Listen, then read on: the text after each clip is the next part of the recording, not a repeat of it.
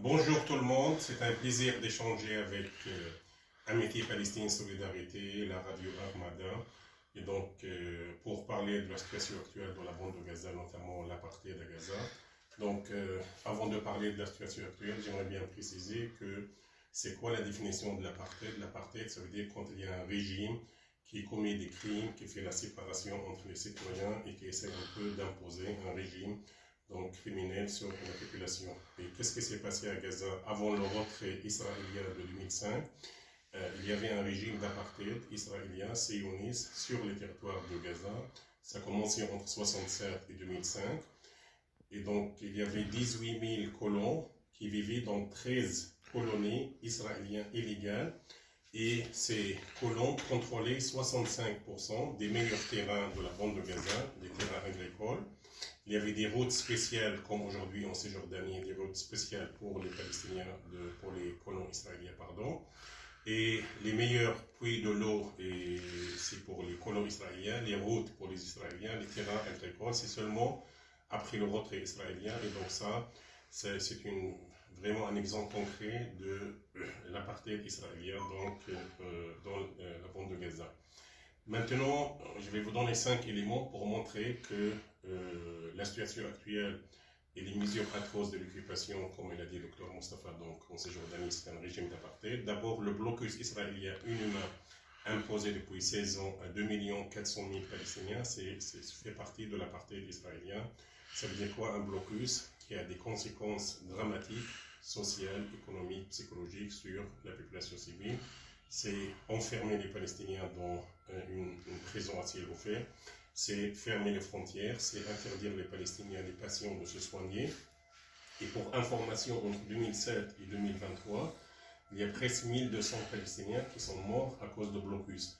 Soit parce que ce sont des malades qui ne peuvent pas se soigner, soit parce qu'ils n'ont pas trouvé les médicaments nécessaires, interdits d'entrer par ordre militaire israélien. Donc ça, numéro 1. Numéro 2, la destruction massive des maisons. Sachez que l'occupation, elle a mené 4 raids israéliens sur la bande de Gaza, 4 offensives militaires entre 2009 et 2022. Et donc, ces raids, ils ont fait des milliers de morts et des dizaines de milliers de blessés, surtout la destruction de plus de 13 000 maisons. Donc, la destruction massive des maisons, c'est de l'apartheid. Encore enfermer les Palestiniens, donc ça, c'est de l'apartheid. Donc, empêcher les pêcheurs d'aller pêcher, donc ça, c'est un régime d'apartheid. Il y a encore la zone tampon. Même après le retrait israélien en 2005, ils ont gardé 3 zones tampons, ça veut dire c'est les frontières, au centre, au sud et au nord de la bande de Gaza. Les zones tampons, c'est vous vous souvenez de la marche de retour, c'est là-bas que les Palestiniens manifestaient pacifiquement et l'armée de l'occupation a tiré les snipers israéliens. Ils ont tué 1300 Palestiniens en 2 ans, entre 2017 et 2018, donc la marche de retour. Donc tout cela, c'est des régimes d'attirer sur les paysans, enfermer les Palestiniens dans une prison à ciel ouvert. Tout cela, c'est la pénurie d'électricité, il n'y a pas d'eau. Donc tout cela, c'est toutes les mesures atroces de l'occupation, c'est fait partie du régime d'apartheid. Donc les mesures atroces de l'occupation, le blocus, la pénurie d'électricité, la pénurie d'eau, empêcher, tirer sur les paysans, tirer sur la marine israélienne qui tire sur les pêcheurs, et donc contrôler les terrains, donc contrôler le ciel et les frontières et la mer de Gaza. Donc tout cela fait partie de l'apartheid. Donc voilà en général la définition de l'apartheid pour la bande de Gaza. Donc la bande de Gaza, que je rappelle, vit dans une prison à ciel ouvert, imposée d'une façon illégale le blocus, contrairement au droit international. Mais le problème pour les Palestiniens, en dehors des mesures d'atroce, c'est le silence complice de la communauté internationale et surtout le silence des médias qui occultent la réalité. Heureusement qu'il y a des organisations comme Amnesty International qui parlent à haute voix pour dénoncer l'occupation, pour dénoncer les crimes israéliens. Et donc en 3 mots, rapidement, après si vous avez des questions précises, je dis que le blocus imposé d'une façon illégale, donc c'est un régime, ça fait partie de l'apartheid.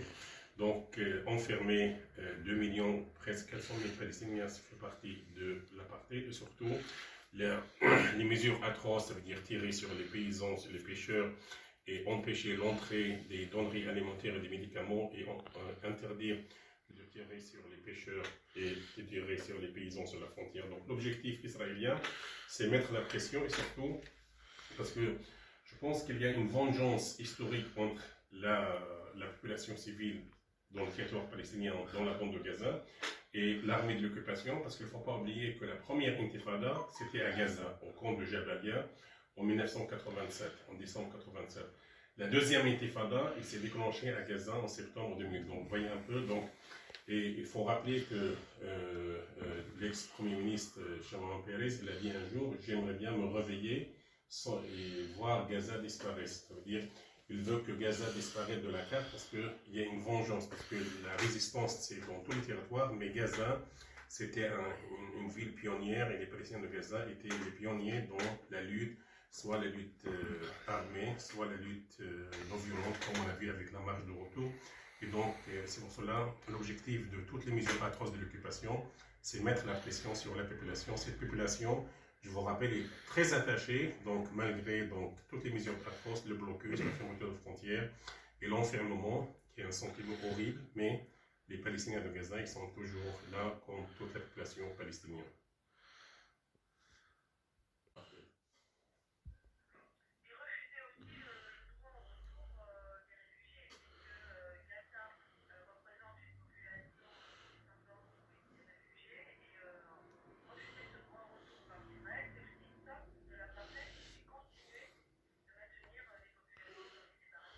Bien sûr, parce qu'il ne faut pas oublier que vous avez bien fait de poser cette question, parce qu'on peut dire que 65% de la population de Gaza sont des réfugiés, et le droit au retour est sacré, mais parmi les rebelles, il y a beaucoup de, comme dans le territoire de 48, à Jérusalem, en Cisjordanie, il y a presque 700 000 Palestiniens originaires de Gaza qui vivent à l'étranger, soit au Liban, en Syrie, en Jordanie, dans les pays européens, et qui sont interdits donc par ordre militaire de retrouver leurs terres, même si le droit international donne à ces Palestiniens de droit retour, mais pour le moment ils sont isolés, ils sont expulsés, ils sont déportés par ordre militaire israélien de leur terrain et qui vivent dans des conditions, notamment au Liban et en Syrie, dans des conditions épouvantables, dans des camps de réfugiés.